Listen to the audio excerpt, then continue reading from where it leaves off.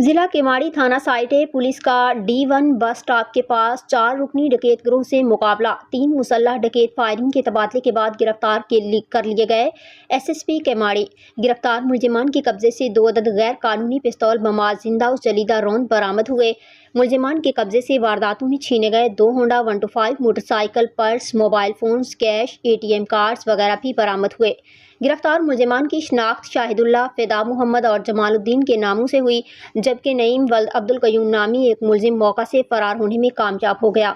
मुलजिमान के कब्जे से बरामदा एक 9mm पिस्तौल थाना मोमनाबाद की हदूद से वारदात में छीना गया है। मुलजिमान के कब्जे से थाना अजमेर नगरी की हदूद से दौरान वारदात छीना गया पर्स भी बरामद हुआ, जबकि मुलजिमान के कब्जे से बरामदा मोटरसाइकिलें दर्ज झैल मुकदमात की सरका बिलजबर हैं।